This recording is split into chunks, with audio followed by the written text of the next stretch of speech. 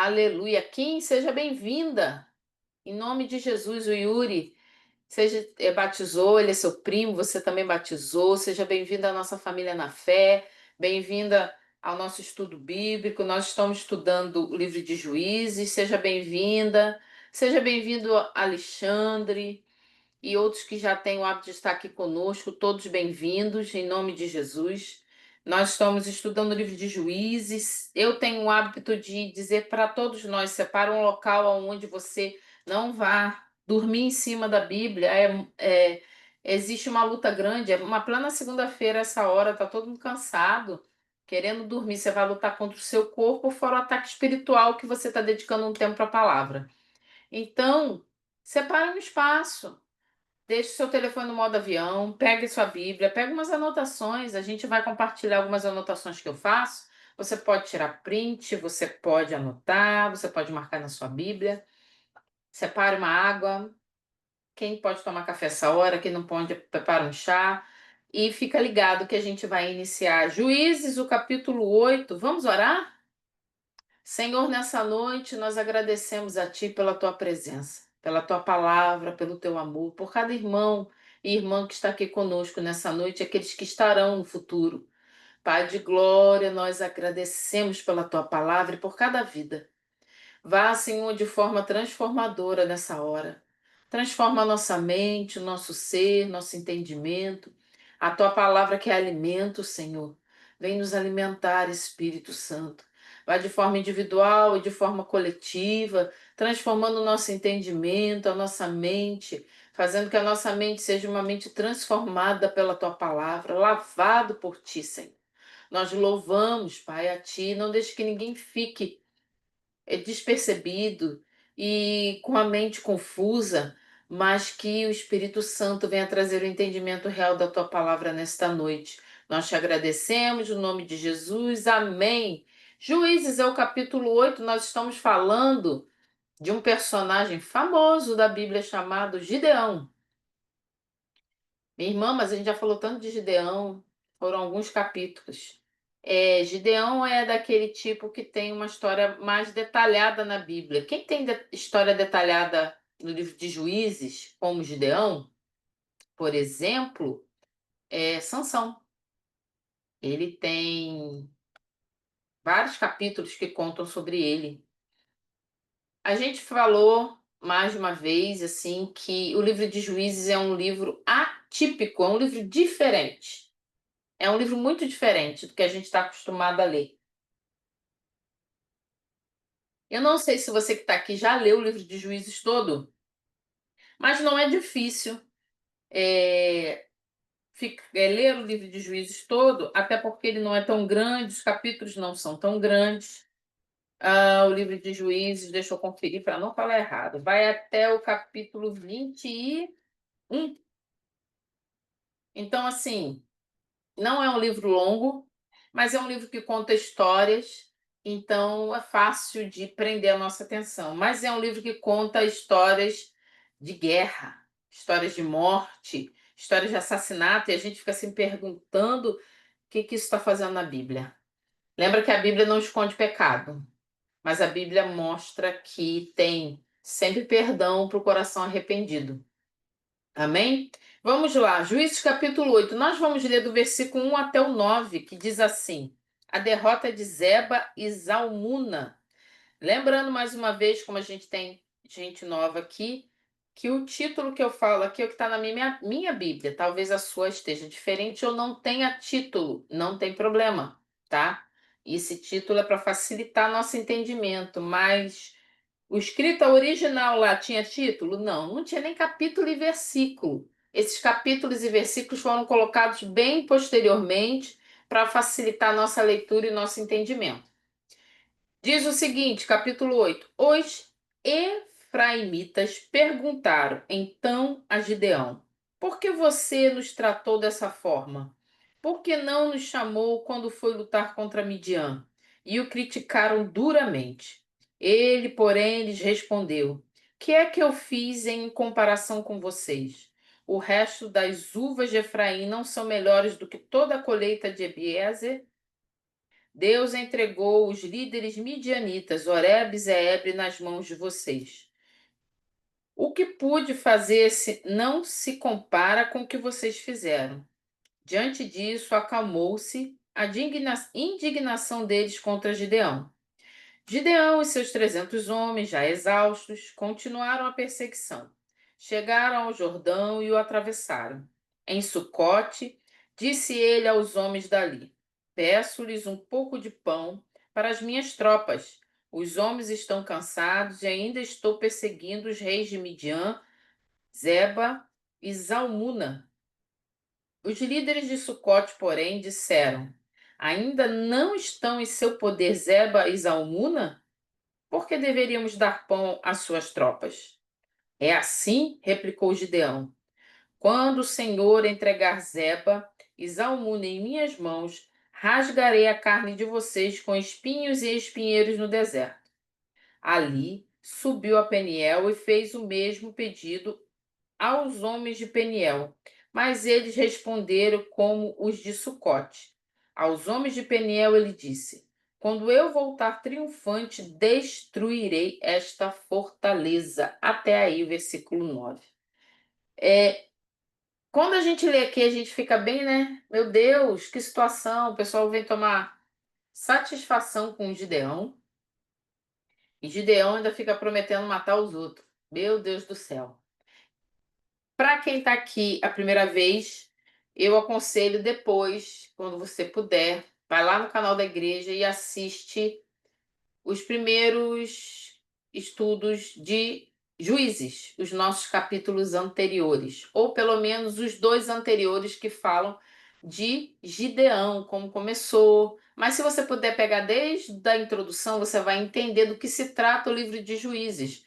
Vai ajudar muito no seu entendimento, porque ele é um livro bem diferente. Ele não se compara a nenhum outro livro em relação à forma que ele é colocado, tá?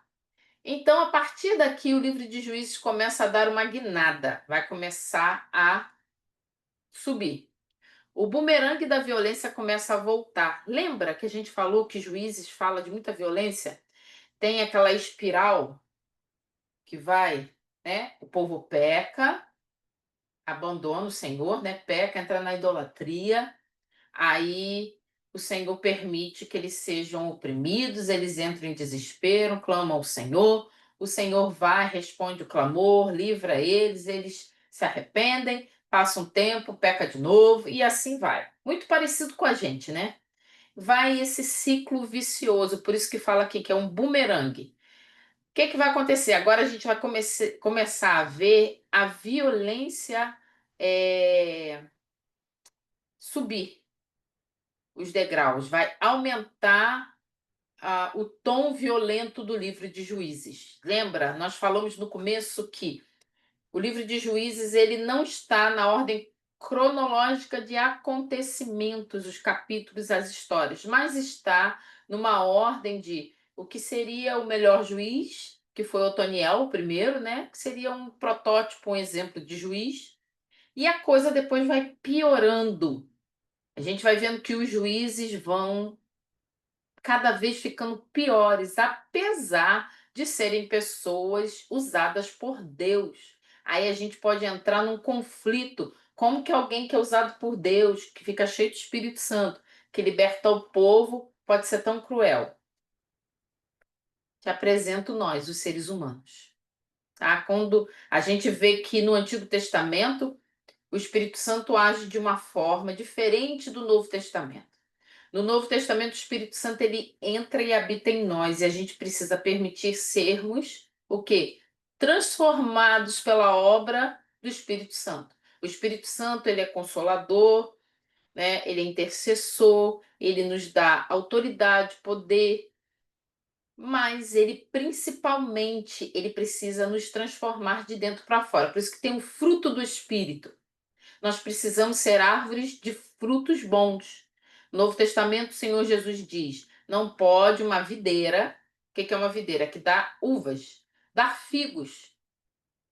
Então, nós precisamos dar bons frutos. A gente não pode dar frutos diferente do que nós deveríamos dar. Ao contrário disso, vai acontecer aqui no livro de Juízes. Eles deveriam dar bons frutos, mas vão dar de vez em quando. Até onde é interessante ser? Por quê? Porque o Espírito Santo não está transformando o interior, não está transformando a mente. Está usando esses homens e mulheres, na sua maioria das vezes, para um propósito que Deus tem de libertar o povo e cumprir a palavra de Deus conforme a aliança que ele fez com Abraão.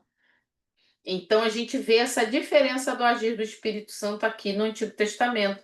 E a gente vê isso claramente aqui no livro de Juízes. Então essa violência vai começar a voltar. O que é que acontece? Lembra?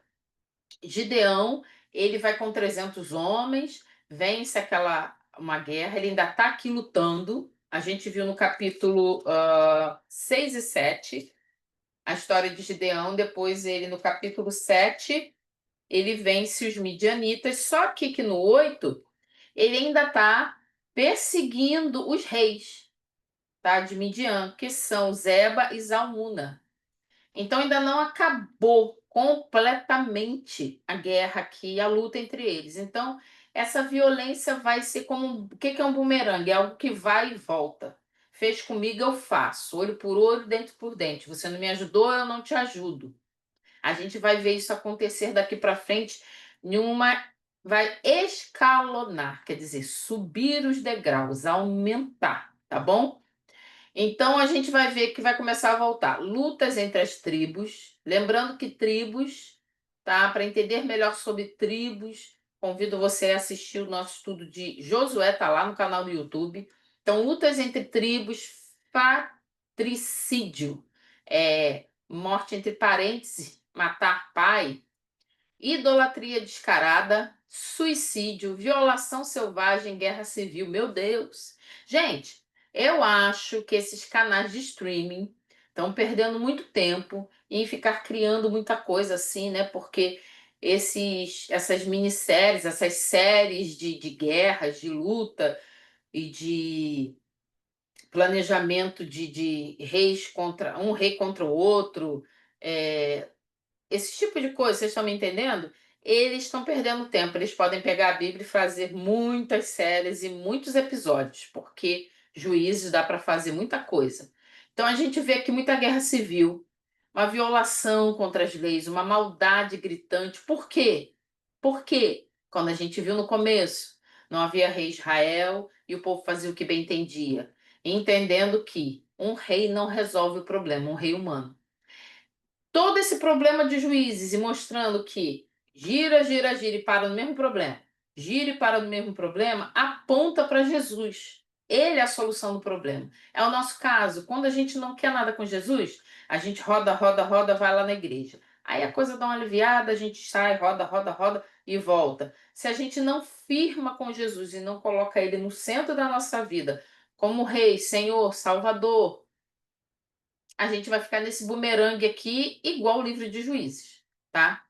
O tema conquista de Canaã desaparece totalmente do livro. Agora os inimigos dos israelitas serão eles próprios. Olha que coisa triste. Por que a gente entrou para estudar Juízes? Porque é o livro sequência de Josué, lembra? E a gente optou para entrar em Juízes. Josué, o livro de Josué fala do povo avançando para conquistar Canaã. Josué termina faltando muitos lugares ainda a serem conquistados, apesar de Deus ter dado a herança. Então, o livro de Juízes era para descrever o final da conquista de Canaã, completar a conquista de Canaã. Isso a gente viu que não vai acontecer. E para piorar, o assunto não vai nem aparecer mais. Ninguém mais está preocupado em conquistar mais nada. Ninguém está ligando mais para a herança, para a promessa de Deus, para mais nada. Está cada um vivendo a sua vida do modo que pensa ser certo. Parece bem atual, né? Cada um achando, é a minha verdade, é o jeito que eu penso, você tem o seu jeito que pensa. Se a gente entrar em conflito, a gente vê quem é mais forte e vamos ver quem vence. É o que a gente vai ver aqui no livro de Juízes e aqui no capítulo 8. O episódio a seguir revela os conflitos entre as tribos de Israel. Olha o que vai acontecer. A gente começa a ver as tribos se desentender. O assunto nunca foi completamente resolvido, como demonstra a história de Saul, Davi e a divisão posterior e definitiva de Israel e Judá depois de Salomão. Lá na frente, você continuar lendo a palavra, você vai ver que na Bíblia conta a história de Saul e Davi. Saul queria matar Davi porque não queria que Davi se tornasse rei no lugar dele. E mais à frente a gente vai ver a divisão do reino do norte e reino do sul, Israel e Judá. Dois reinos, gente, mas era para ser uma coisa só. Mas isso é um problema que está começando aqui em Juízes. Quando a gente lê solto, a gente olha lá, mas por que que eles estão brigando? Por que que está dividindo? Não estou entendendo nada. É um problema que não foi resolvido lá atrás. Eles não se uniram, eles não estão seguindo a lei que o Senhor deu ao povo através de Moisés, não estão seguindo o que o Senhor deu em Deuteronômio, em Levítico, cada um está fazendo, que parecia bem aos seus olhos. Então, o que a gente viu aqui? Aqui os homens da tribo de Efraim reclamam com Gideão. Gideão é de Manassés, lembra? Por que que são tribos? São os filhos de Jacó. Esses filhos eram 12, 13. Na realidade, seriam 13 tribos, né? A gente fala 12 porque Levi não, os levitas eles não vão ganhar terra, eles ficam servindo no tabernáculo e depois vai servir no templo do Senhor. Então, eles estão brigando, são irmãos. Quando a gente fala de tribo, são irmãos. Efraim, que é uma tribo irmã da tribo onde Gideão é descendente, que é Manassés, começa a reclamar com eles que eles não foram convidados para lutar contra os midianitas. Esse convite provavelmente deveria ter sido feito antes de Deus separar os 300 soldados ou quando Gideão convocou Naftali, Asser e Manassés. Lembra que Gideão, quando separa os soldados, são muitos. E o Senhor vai tirando, vai separando até ficar só 300. A gente não vê ali que Gideão tenha chamado alguém, o tribo, não está incluído ali. Mas no capítulo 6, no versículo 23, mostra que depois que iniciou a luta, Gideão chama algumas tribos. Vai aí na sua Bíblia. Capítulo 6, versículo 23. 6 não. É o 7. Eu anotei 6, mas é o 7, gente. Não é o 6, não, é o 7. Capítulo 7, versículo 23. Essa anotação tá errada, é 7, tá? 7, 23. Diz assim: Os israelitas de Naftali, de Asser e de todo Manassés foram convocados a perseguir e perseguiram os midianitas. Então, eles foram convocados. O que que o pessoal de Efraim está reclamando? Que eles não foram convocados quando Gideão convocou Naftali, Assem e Manassés. Mas por que que eles reclamam? Por que que eles não foram lá lutar? Por que que eles não se ofereceram? Por que que eles não se uniram? Mostra que eles já não estavam unidos, que eles não estavam lutando pelo mesmo propósito, não estavam seguindo a vontade do Senhor, cada um estava vivendo a vida do jeito que queria. Efraim só vai reclamar depois. Observa que Efraim só reclama depois. Por que que vai reclamar depois que viu que Gideão havia vencido, né? O que que acontece depois? Gideão já começa a mostrar que ele tem uma diplomacia. Vai aí no versículo 2 do capítulo 8, fala assim, ó. Ele, porém, lhes respondeu. Quem está respondendo? Gideão. Que é que eu fiz em comparação com vocês? O resto das uvas de Efraim não são melhores do que toda a colheita de Ebiezer?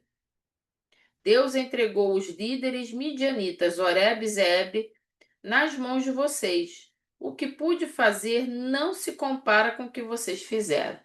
O que que Gideão está fazendo aqui? Sendo humilde? Hum, Sendo uma pessoa assim, nossa, não, mas ó, eu sou menos que vocês e tal. A gente vai ver no decorrer do capítulo 8 que não é isso. O que que Gideão está fazendo aqui? Ele está sendo diplomata. Ele está usando de diplomacia. Está evitando ter mais problemas com seus irmãos, com outras tribos. Comece a prestar atenção que a idolatria, o ego que estava escondido ou dissimulado dentro de Gideão vai começar a aflorar. O comportamento dele vai começar a mostrar que ele realmente foi usado por Deus, mas não converteu o seu coração. Então ele usa de diplomacia. Daqui para frente, a gente vai observar que o nome do Senhor não é mais mencionado como parte ativa do relato a seguir. O que que acontece? Quando a gente estudou lá no capítulo 6 e 7, o Senhor apareceu no capítulo 6, lembra? E ele fala assim: ai de mim, que vou morrer porque eu vi o Senhor.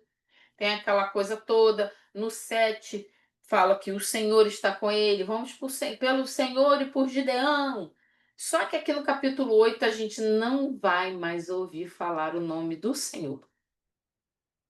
O Senhor não vai estar mais envolvido nas atitudes de Gideão daqui para frente. Mas por que Gideão vai fazer? Ele venceu, né? Então ele acha que pode fazer do jeito dele.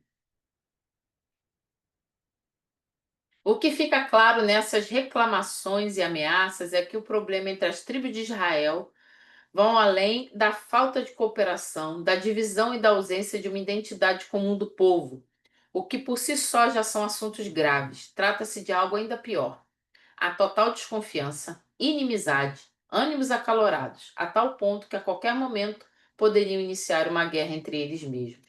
Essa Quando você lê aí, eu quero que lembra que a gente tenta botar a nossa mente como se a gente pudesse estar lá no meio da situação, vendo tudo aquilo acontecer? Olha no versículo primeiro, quando fala assim, ó, os efraimitas perguntaram então a Gideão: por que você nos tratou dessa forma? Tem uma afronta, não é algo amigável. E olha que eles são parentes. Não é algo tranquilo. Tem uma desconfiança, tem uma certa ameaça, um tom de ameaça, tanto que Gideão recua, tá? Ele usa o que a gente falou de diplomacia. Então isso mostra que tinha a desconfiança, inimizade e estava todo mundo assim, como a gente fala, pisando em ovos. Observe que isso vai cada vez piorando. Se a gente não se arrepende, se a gente não resolve, se o Senhor não está no negócio, a coisa vai piorar. Deus havia entregue líderes midianitas, Oreb e Zeeb, nas mãos dos efraimitas. Lê aí no versículo 3 do capítulo 8, fala assim, ó. Deus entregou os líderes midianitas, Oreb e Zeeb, nas mãos de vocês. O que pude fazer não se compara com o que vocês fizeram. Gideão está dizendo, vamos dizer, para os irmãos dele, o seguinte: você está me cobrando da gente não ter chamado vocês para lutar? Mas Deus já entregou para vocês líderes midianitas. Vocês já fizeram uma coisa muito grande. O que que vai acontecer? A gente vai perceber que Gideão vai perseguir mais dois líderes, dois reis. Essa perseguição que Gideão vai fazer não fala que Deus autorizou, não diz que Deus estava com ele. Quando a gente lê aqui no versículo 3 que ele fala que os irmãos dele haviam vencido líderes midianitas, o que que vira na nossa mente? Opa, Gideão não quer ficar para baixo. Ele não quer ficar para trás. Ele quer se igualar. Os meus irmãos, né, venceram líderes midianitas. Por que que eu vou ficar para trás? Então é bem possível que a perseguição que Gideão está fazendo a Zeba e Zalmuna, que são reis de Midian, então também são líderes, seja por orgulho, para mostrar que Deus também entregaria nas mãos dele reis de Midian. É tipo, eu não vou ficar para trás. Só que Deus não mandou ele perseguir mais ninguém. A gente começa a ver que é puro orgulho e disputa. Ele pede ajuda em Sucote e Penuel, já que estas cidades estavam sob domínio israelita na Transjordânia, mas ele se nega em ajudar Gideão e Gideão promete vingança. O que acontece? Como ele vai perseguir esses dois reis, ele começa a ver que o povo está com fome, está desesperado, ele precisa passar. Os homens precisam de alimento. Ele vai pedir socorro, só que essas pessoas não vão ajudar e ele vai prometer vingança. Então a gente percebe que Gideão perdeu totalmente o controle. Gideão não está mais acompanhando Ele não está sendo aquele aparentemente submisso a Deus, como a gente viu no capítulo 6 e o 7. Volta para sua Bíblia aí, vamos ler do versículo 10 até o 21. 21.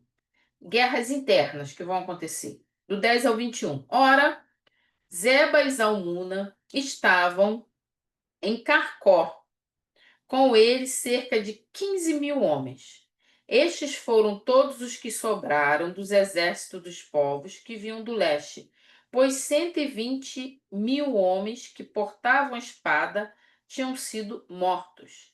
Esse versículo 10 aí está falando do que aconteceu no capítulo anterior, dos 300, daquela luta. Não houve luta, né? Os 300 não lutaram. Deus fez de um jeito que os inimigos brigaram entre si, lembra? Criou uma confusão, eles brigaram entre si, se mataram. Desse tanto de gente que estava ali, dos inimigos, olha só quantos eram. Estes foram todos os que. Aqui, ó.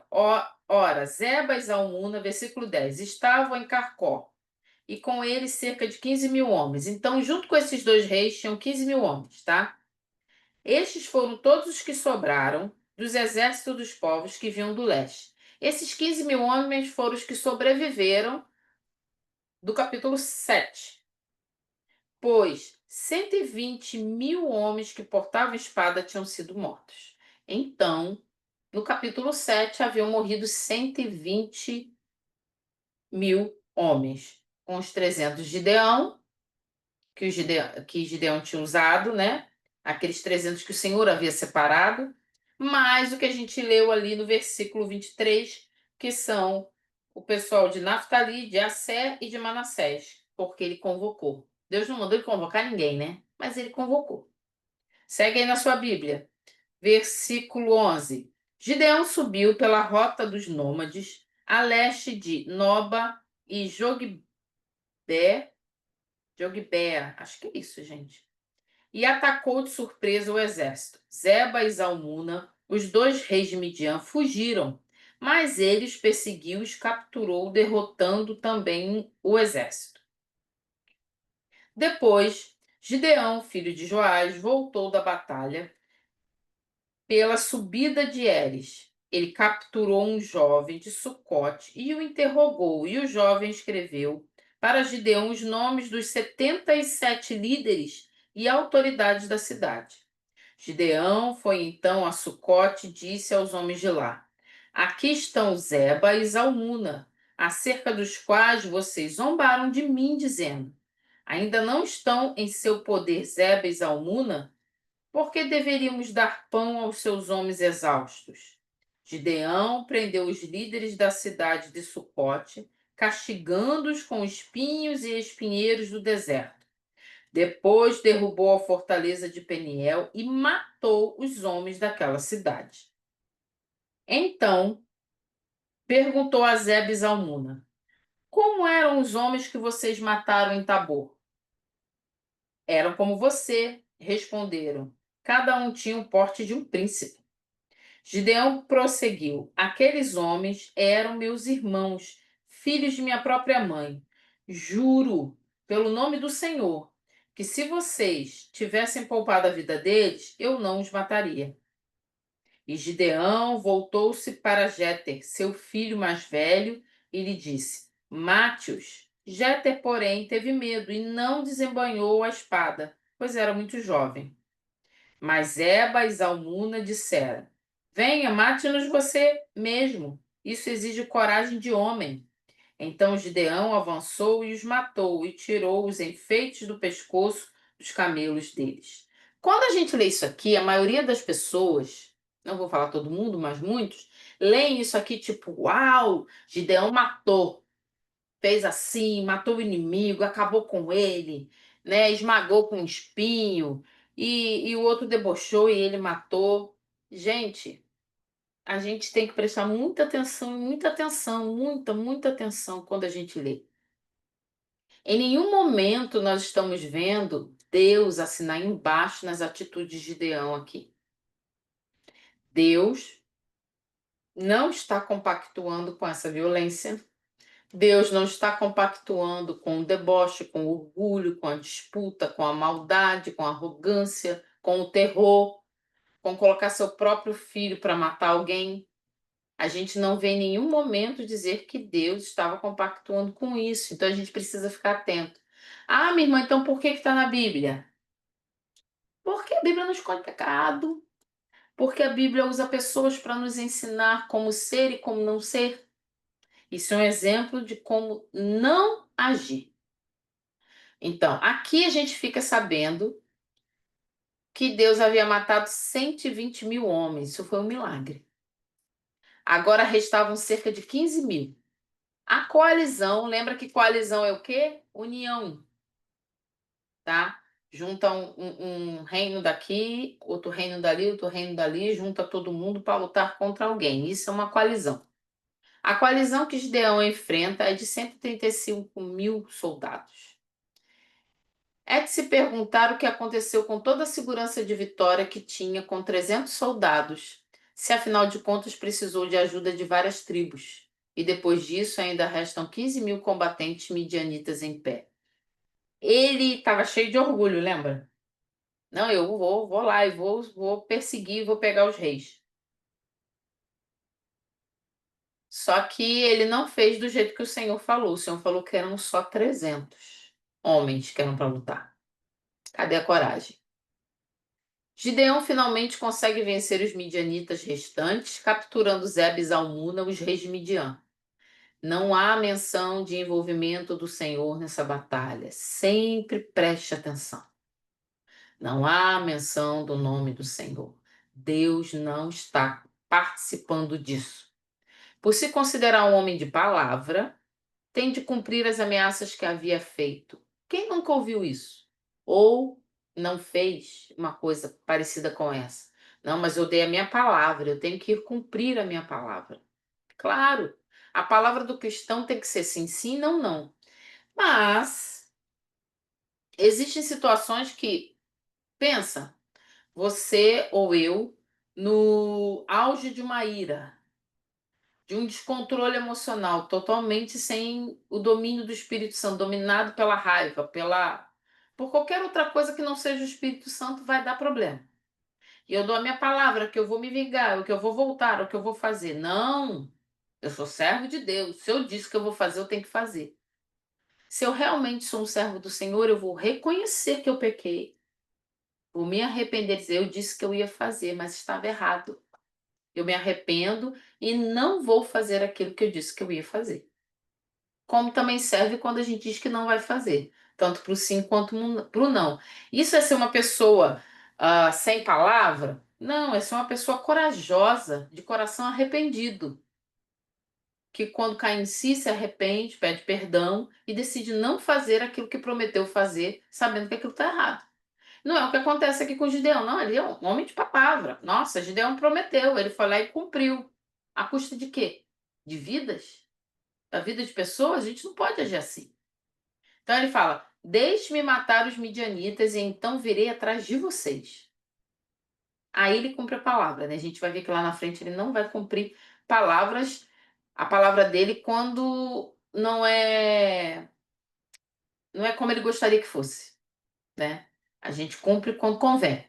Quando não convém, assim, não contente em derrotar Zeb e Zalmuna com seus exércitos, Gideão investe contra os líderes de Sucote, a torre de Peniel e os homens daquele lugar. Cumpriu suas ameaças ao pé da letra contra aqueles que negaram dar provisões a seus soldados. A gente leu aqui que ele estava com os soldados exaustos, com fome, tinha acabado a provisão, ele tinha que passar, ele pede ajuda, o pessoal diz que você não está nem com o rei na mão, os reis não estão com você, se vira.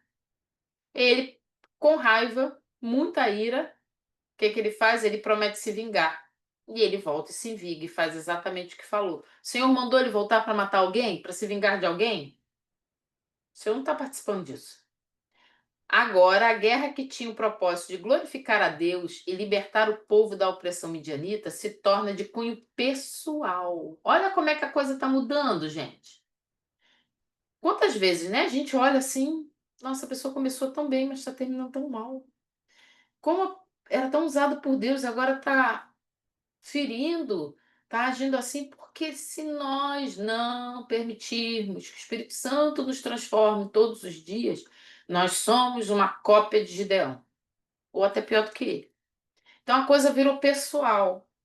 Debochou de mim, não me ajudou, não me alimentou quando eu precisei. Eu prometi me vingar, eu vou lá e vou me vingar. E foi o que ele fez. Gideão quer vingar seus parentes assassinados por Zeb e Zalmuna. Ele quer vingar, né? Mas e o que os outros que ele matou? Ele pode dizer, não, o que foi morto foi porque Deus mandou. Então vale para um e não vale para outro? Como é que funciona isso? Ele quer vingar seus parentes. Gideão ordena que seu filho mais velho mate os reis de Midian, mas ele se nega. Então Gideão faz. A gente vê aqui que tem um deboche, né? Vai lá, volta para sua Bíblia. Juízes 8, 20. E Gideão voltou-se para Jéter, seu filho mais velho, e lhe disse: Mate-os. Jéter, porém, teve medo e não desembainhou a espada, pois era muito jovem. Mas Zeb e Zalmuna disseram: Venha, mate-nos você mesmo. Isso exige coragem de homem. Então tem um deboche dos reis, né? Também. Mas a gente lembra que quem precisa seguir e viver a palavra de Deus, viver as leis do Senhor, somos nós. O mundo não vai fazer isso. Precisamos perguntar onde está Deus no meio de tudo isso.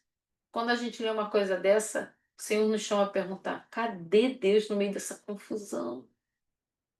A que ponto o povo de Deus está chegando? Quantas vezes a gente se pergunta: cadê Deus nessa confusão?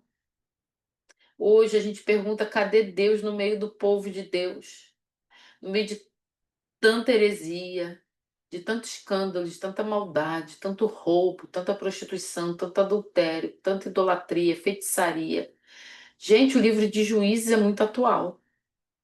Israel aqui, Gideão aqui, somos nós. Todos nós, quando não nos arrependemos e não andamos conforme a palavra. É fácil falar de Gideão, né? Tacar pedra nele agora. Mas nós somos muito parecidos. A igreja de Cristo não pode ser assim. A verdadeira igreja de Cristo, ela não pode se comportar assim. E quem é a igreja? Somos nós. Aqueles que profanam o nome do Senhor, pisam o nome do Senhor, a palavra diz que era melhor que não tivesse nem nascido. O apóstolo Paulo fala, era melhor que não tivesse nem nascido. É terrível cair na mão dos Deus vivo.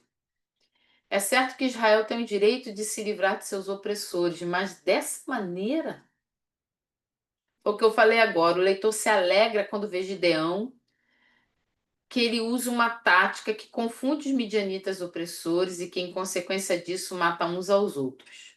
Até aí, digamos que tudo bem, mas as cenas seguintes apresentam quadros de crueldade, irresponsabilidade e selvageria, que levam o leitor a se perguntar: foi para isso que o anjo apareceu para Gideão? A gente precisa fazer esse tipo de pergunta quando lê o texto. Foi para isso que o anjo do Senhor apareceu para Gideão? Foi. Foi para isso que Gideão recebeu o Espírito de Deus? O que Gideão quis dizer com a frase o Senhor é de paz, lá no capítulo 6? Cadê? Isso faz com que a gente pense em nós. Vamos fazer essa pergunta. Foi para isso que o Senhor me chamou? Foi para me comportar desse jeito que o Senhor me chamou? Foi para ser egoísta desse jeito que o Senhor me chamou? Em Hebreus 11:32 encontramos vários personagens de juízes, incluindo Gideão, que a gente chama de Galeria dos Heróis da Fé. Gideão, o nome dele tá lá. Mas minha irmã, o nome de Gideão tá. Tá um tal de Jefité também, que a gente vai ver que ele ainda é pior do que Gideão, tá? Levita terrível. Respira, respira que essa viagem vai valer a pena. É a palavra, respira aí. Isso é a realidade nua e crua do ser humano. Eles estão na galeria da fama dos personagens do Antigo Testamento ou galeria dos heróis da fé. Eu prefiro galeria dos heróis da fé, que se destacaram pela fé. Esse é o caso de Gideão, conforme apresentado em Juízes. Mas como vimos até aqui, muitas coisas precisam acontecer para que Gideão enfim viesse a crer que Deus estava com ele. É interessante como em Hebreus 11, Gideão entra. mesmo com toda essa bagunça que a gente está vendo. Mas teve um momento que ele realmente teve fé. E realmente ele foi usado por Deus. Mas depois ele se corrompeu. O que que Hebreus 11 nos fala? De Gideão que se corrompeu ou Gideão que teve fé e foi usado?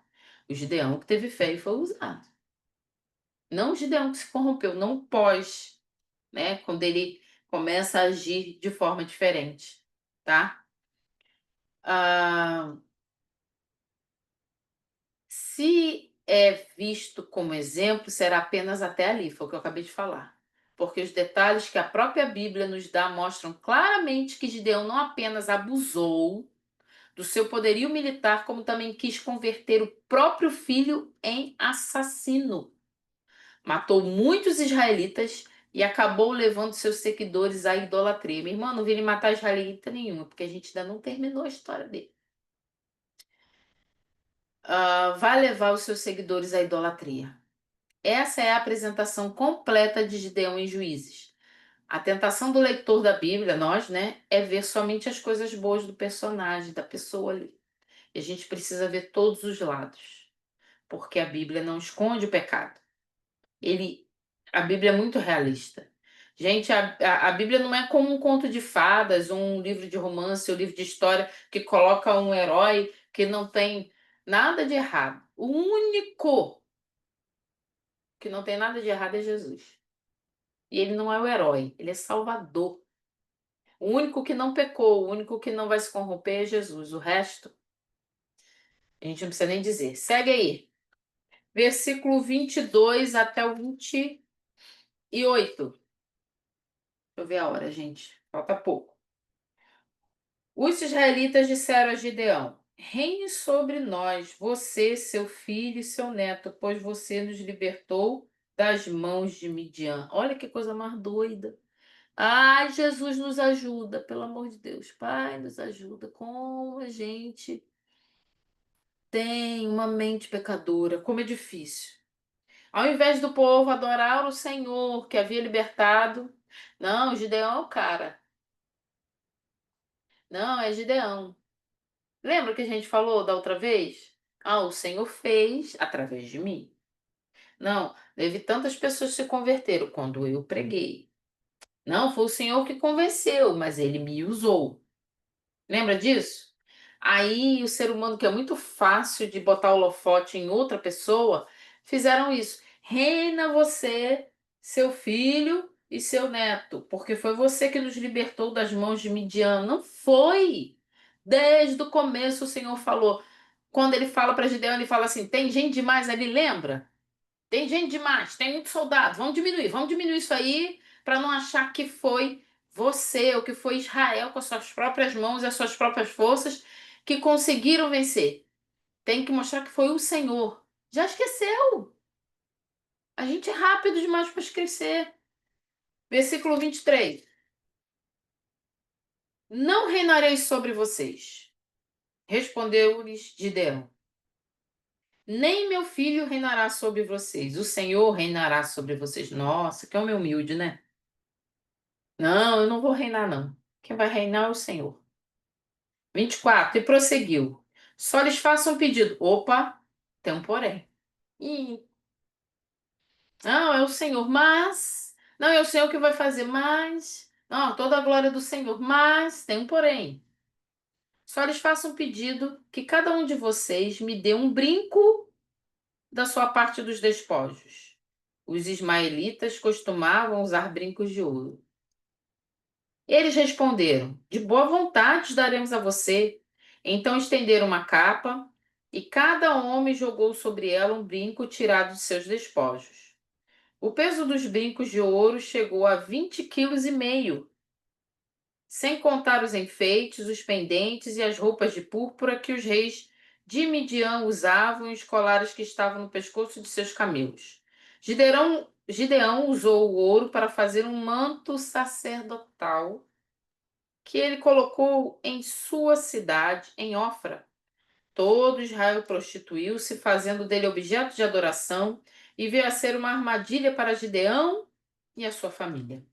Assim, Midian foi subjugada pelos israelitas e não tornou a erguer a cabeça. Durante a vida de Gideão, a terra desfrutou paz 40 anos.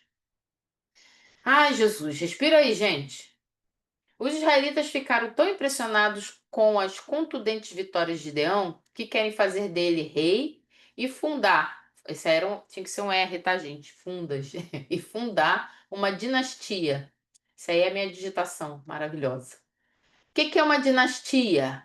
É o poder que passa de pai para filho. Rei, né? E quem vai ser o próximo rei é o filho, depois o neto. Isso é uma dinastia. Então, o pessoal está querendo fazer isso. A obra do Senhor foi ignorada. Teve que Deus, cadê, né? Sumiu. Não lhes importa a sua crueldade, o que vale é que ele os livrou dos midianitas.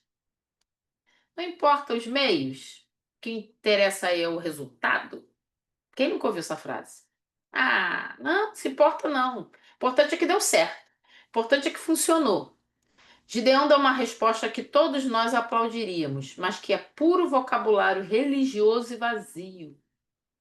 Com suas palavras diz que não, mas com suas ações diz que de fato quer governar. Está claro que Gideão é muito hábil no uso da espada e da língua. Lembra que a gente falou que ele usou de diplomacia lá no começo? Não era humildade? Aqui. Não, que vai reinar o Senhor. Não sou eu, não. Mas ele fala uma coisa e age outra. Ai, cristão não pode ser assim. O sim, sim, não, não é isso. Você tem que agir o que você falou. Claro que a gente deu o exemplo anterior, né? No momento em que, e a gente já explicou.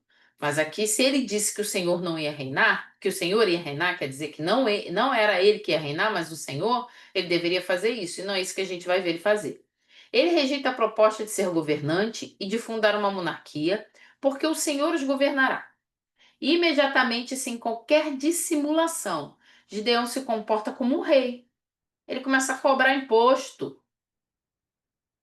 Solicita uma argola de ouro a cada um deles, as quais somadas pesavam um pouco mais de 20 quilos. Uma forma simbólica de submissão a ela, e com isso faz um colete sacerdotal e coloca em Ofra, sua cidade. Vai lá rapidinho em Gênesis 30, Gênesis não, Êxodo 32.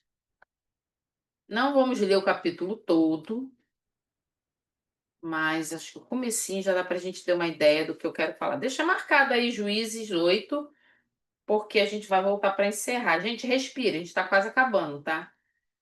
Eu acredito que é um capítulo muito interessante, esse que a gente está vendo hoje.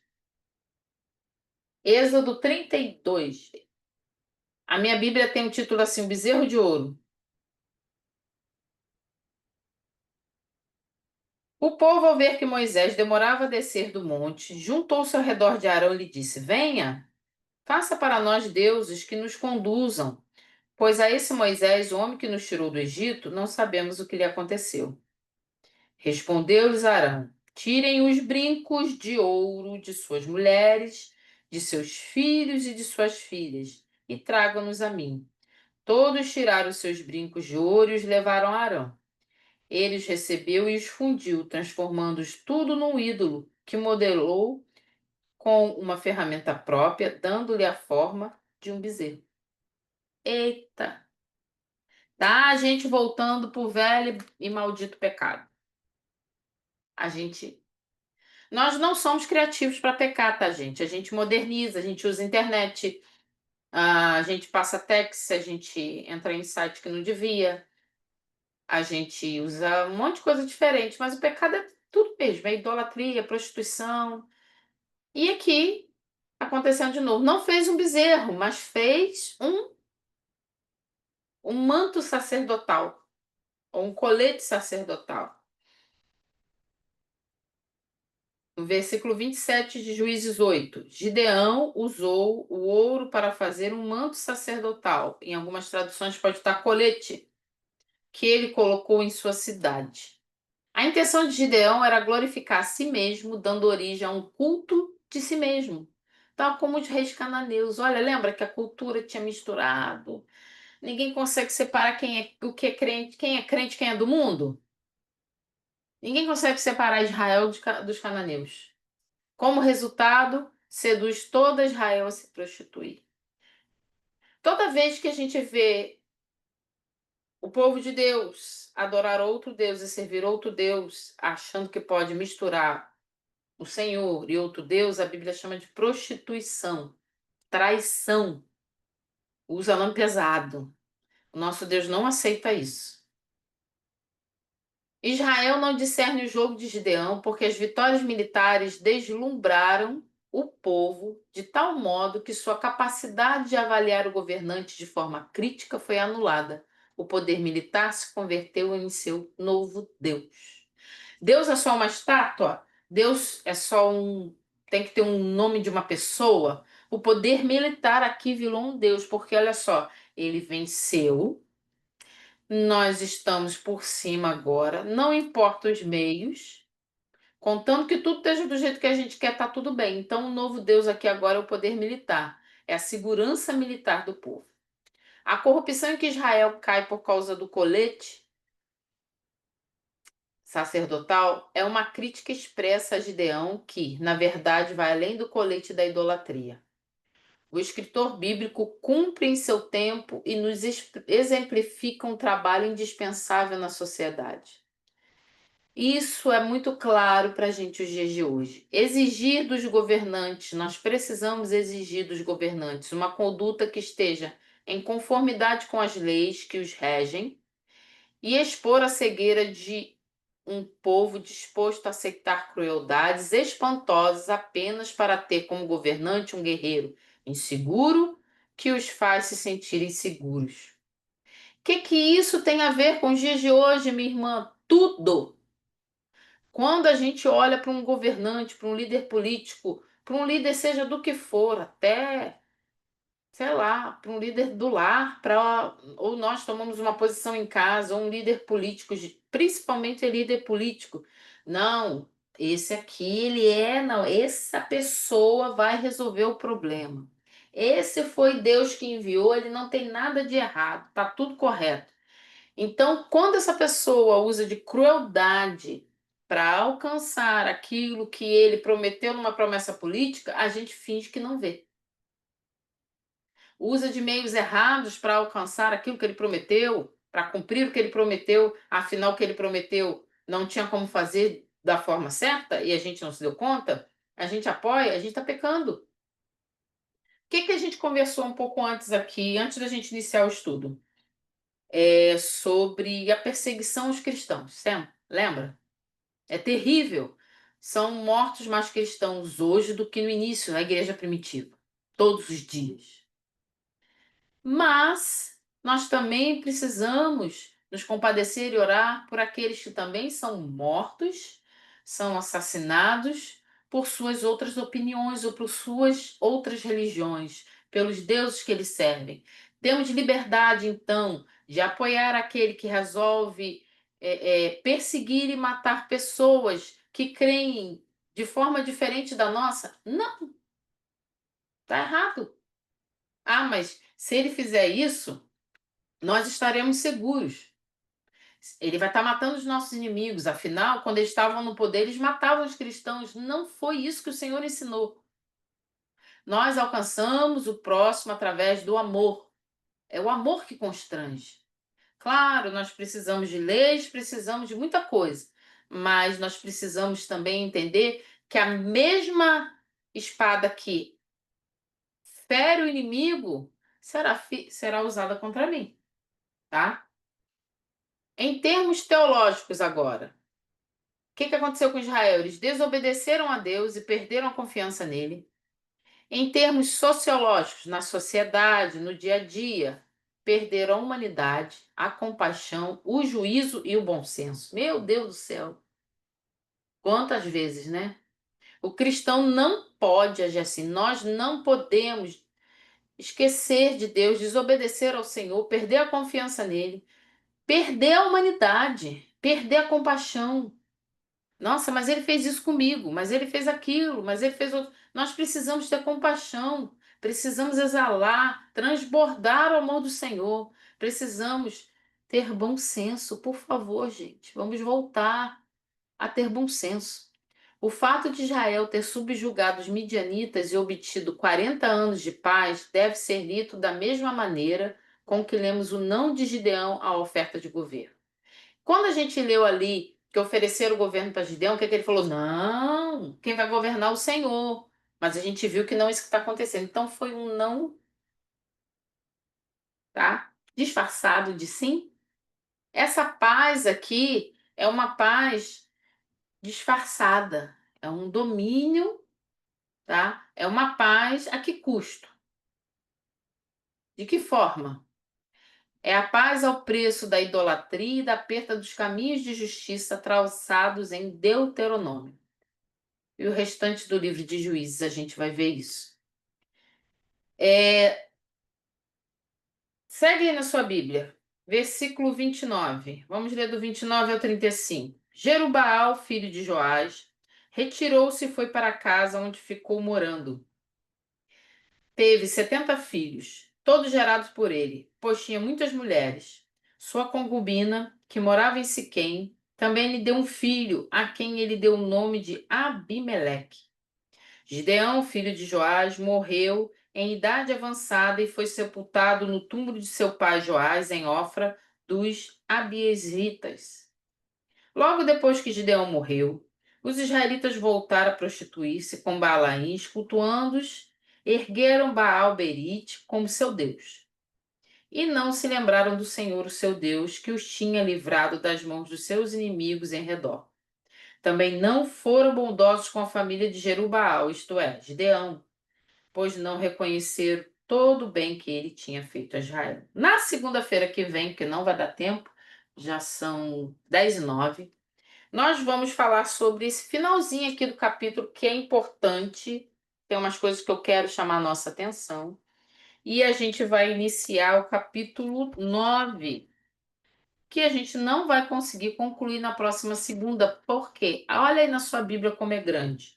O capítulo 9 ele tem 56 versículos. É um único capítulo para falar sobre Abimeleque, que é o filho de Gideão, que vai virar juiz. Ué, mas ele falou que não ia reinar.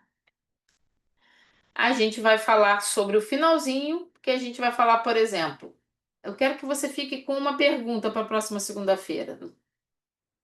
Cadê os levitas? A gente viu que Gideão aqui, quando ele faz o colete sacerdotal, ele está querendo também virar, além de rei, virar sacerdote. Ele quer comandar civil, o comando civil como rei, comando militar e a parte religiosa. O que que lembra isso? A gente estava conversando antes, né, sobre a perseguição religiosa nos países. Acontece isso. Quem lidera, ele lidera, ele quer fazer isso. Ele quer ter o poder civil, militar e religioso. Porque aí não tem ninguém pensando diferente. Todo mundo tem que pensar do mesmo jeito. Aceitar o jeito que é mandado. Cadê os líderes religiosos? Cadê a tenda do encontro? Cadê o tabernáculo? Ué, mas o tabernáculo não era móvel? A gente viu lá em Josué que o tabernáculo foi com eles. Cadê o tabernáculo? Cadê? Cadê? Cadê? Nem falado em Juízes, cadê? Então, segunda-feira que vem a gente vai falar sobre isso. Amém? Glória a Deus. Lembrando que você pode enviar sua pergunta por privado. Você pode também, durante a nossa conversa, botar aqui no chat. Deixa eu ver se alguém botou alguma coisa. Não. Nós temos o hábito de não deixar o microfone aberto para a gente não ter nenhum imprevisto, mas você pode depois enviar sua pergunta. Você pode enviar também no privado. Amém? Glória a Deus. Vamos orar? Vamos orar com o coração arrependido. Vamos orar. Clamar para que o Senhor tenha misericórdia de nós. Misericórdia daqueles que se chamam igreja. Fortalecer a igreja que permanece fiel. Vamos orar para que o Senhor transforme o nosso coração e que a gente não seja como o Gideão no final da sua vida. Senhor, nessa noite nós agradecemos pela tua palavra e por cada vida aqui que está aqui junto conosco, ou que vai escutar depois, está junto conosco depois. Pai, a tua palavra é maravilhosa, nos ensina tanto, é tão atual, tão real, tão verdadeira, que constrange o meu coração. Pai, tem misericórdia, somos terríveis, somos maus, pecadores, vingativos. O pecado que habita em mim, Senhor, é terrível.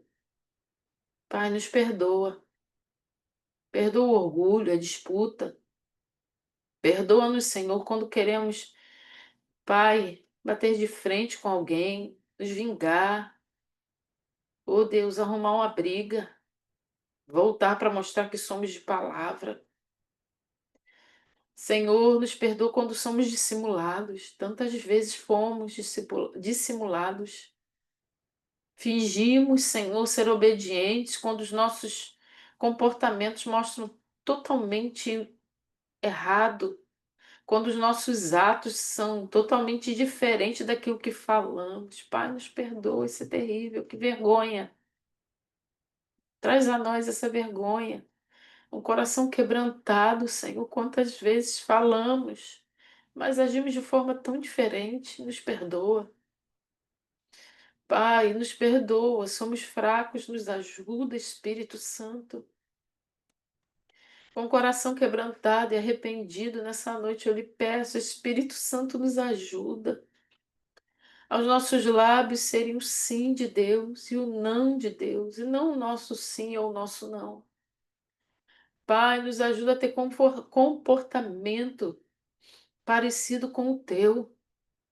Nos ajuda, Senhor, a sermos cópias de Cristo, a espelharmos a Ti, Senhor. Espírito Santo nos transforma de dentro para fora. Que o nosso falar, o nosso sentir, o nosso pensar seja comandado por Ti, não pelos nossos desejos de vitória, de fortuna, nossos desejos de comando, de orgulho, de ser, Senhor, o centro das atenções. Não, Espírito Santo, orienta-nos. Tem misericórdia de nós, Senhor. Fortalece-nos em Ti, para que possamos Te obedecer a qualquer custo. Ah, Espírito Santo, e só se o Senhor estiver em nós, nós seremos capazes, porque sozinhos nós não conseguimos. Clamamos a Ti, Senhor, nos fortalece essa semana, restaura as nossas forças, livra-nos do mal, do inimigo. Senhor, nos faz firmes neste tempo difícil, provê, Senhor, aos necessitados tudo aquilo que nós necessitamos e nos ajuda, Senhor. Nos ajuda a dividir com aqueles que precisam, a abençoar os que precisam ser abençoados, a ser canal de amor e de bênção, Senhor, aos que estão próximos. Nós te louvamos e te agradecemos no nome de Jesus. Amém. Glória a Deus. Obrigada, Neuza. Aleluia. Alexandre, seja bem-vindo. Diaconisa Célia, Elisete, querida, nós te amamos. Kim, venha sempre, nós amamos você. Queremos te convidar para o nosso discipulado todo domingo às 4 da tarde na igreja. Pedro, meu filho, missionária Tereza e Uri. Deus abençoe sua vida. Amamos vocês. Até segunda-feira que vem, se o Senhor nos permitir. Bom descanso, fiquem com Deus.